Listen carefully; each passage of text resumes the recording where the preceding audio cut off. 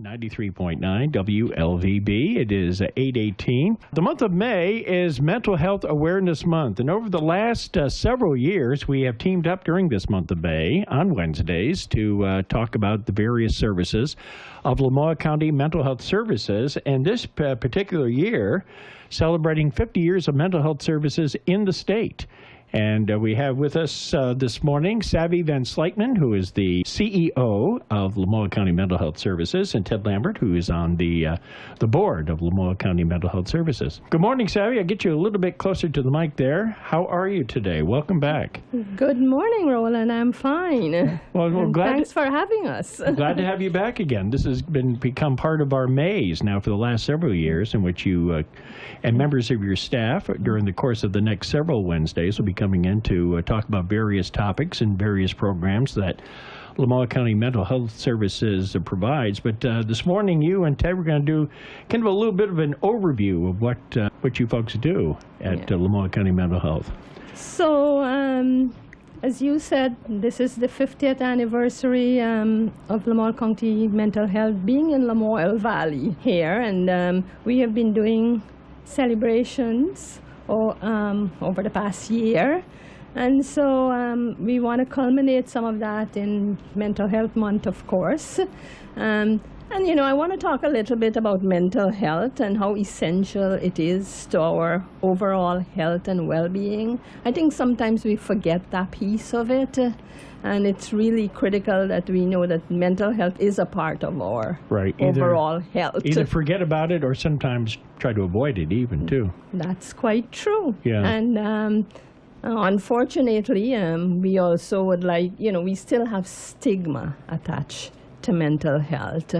And as more and more folks come out and, as you say, acknowledge that we do have an issue there, I think it's getting a little better, but we still have a lot of ways to go. So we at Lamoille County Mental Health Services, we provide different services. We have services for children. So we have our Children, Youth, and Family Services. We have our Redwood program in that, where we are in the schools providing behavioral interventionists. We have some school-based clinicians. We have our behavioral health section, which is the adult population that we serve. We have 2 group homes, Copley House, some folks know of that, and Johnson Group Home. We have 2 crisis beds, that's in Hyde Park. We have 2 public inebriate beds, which is by the hospital. And we've also opened a new program there starting last year. It's called the ABA services. It's an autism services. It's just starting, and so we are very excited about that. We're looking forward to growing that program. There is definitely a need there. So we have that program. And then we have our mobile crisis team that is 24/7, and folks know about us, I think, through that. And we have a developmental services program as well. So that's an overview of all the programs that we provided. Of course, within those broad programs, we have sub-programs. And as you said earlier, over the next 4 weeks, different staff will be here to talk a little bit more in depth about some of the programs. Obviously, couldn't get to all of them, but you can go to their website, which is lamoille.org, to find out more. Yes. And of course, Ted Lambert's here this morning as well. You can bring that mic a little closer to you, Ted. Ted has been on how long have you been on the board of directors? That thing doesn't want to hold this time. Good morning, Roland. Good morning, listeners. Almost 9 years this time around, and I was on the board before, probably in the late 70s and 80s for 9 years that time. So I just kept coming back. Yeah. Because it's important work. Why do you do it? Why do you keep coming? Why do you like being on the board? I'll answer that in a second. Okay. First. Okay. But I know you wanted to talk a little bit about how mental health services have come into prominence over the last 50 years. Well, even before that, I'd like to say something to your listeners. I want to tell everybody that at our annual meeting last year, we honored Roland LaJoy with the Community Partner Award. We've had them yearly for maybe 4 years, 3 years. You're a third recipient, and it's because of all the work that Roland does for us as an agency, and also for all the other nonprofits, and everything that's going on in Lamoille County passes through this radio station. And we think it's a great service. I don't know any other community that has this. So I want everybody to well, thank you. Share in the pride. Thank you for that, Ted. You're yes, welcome. I appreciate it. I certainly appreciated the honor when they had the award last year. So. And why do I do it? Yeah. Years ago, a retired bank president, local bank president, we were at hunting camp together, and he was going off the board, and he suggested to me that was something that I could do or should do, and would be beneficial for the community. And so then, as I got involved, I learned about the mental health population and all the various needs, and how Lamoille County Mental Health and all the other designated agencies came into being. And it became important to me to lend a voice to folks that have no voice. And of course, it has been quite 50 years is a long time. And of course, Savvy talking about some of the programs, but of course, it started out very small and just has evolved. I mean, Savvy's just talking about new programs just this past year. So it's evolved over the 50 years, hasn't it? That's correct. If we go back 50 years, or even a little bit more than 50 years, when it was in the planning stages to divest of the branding training school and for youth, and there was a large adult population in Waterbury at the Waterbury State Hospital, and those folks came from Vermont communities, and it was determined that they would have a better, useful, healthy life if they came back to the communities. And so that was the start of the county designated agencies in Vermont. So we started taking people back into the community, and we had programs during the day that kept those people occupied, those folks, and gave them a little more freedom to control their lives instead of just being institutionalized. And the system has grown to this point where it's actually quite large.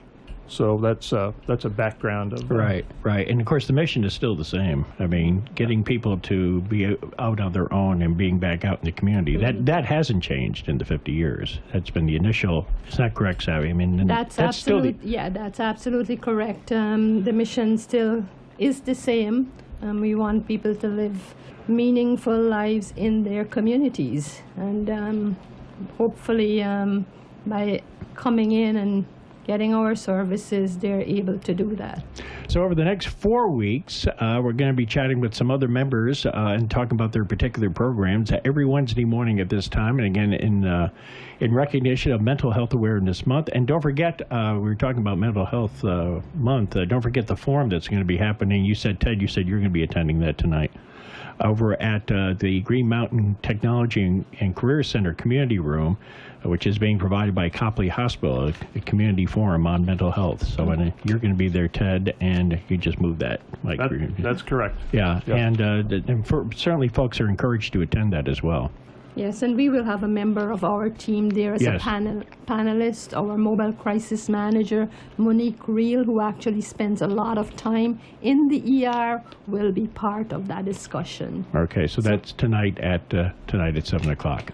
Is there something else to add? For folks, if you're listening out there, the forum tonight is of particular importance because the ER rooms in all the hospitals, you see it in the news, several news reports that seems to be where a lot of folks that are in crisis go, and the emergency rooms are not set up. We have a relationship with a hospital where we staff folks there to help out with those emergency visits. But this is a problem that's not going to go away, and it keeps getting bigger. So we hope that a lot of folks come out and get a good look at what is actually going on in the emergency room regarding mental health. Right. That's tonight at 7. It's free and open to the public. And again, our discussions with Lamoille County Mental Health Services will continue every Wednesday throughout the month of May.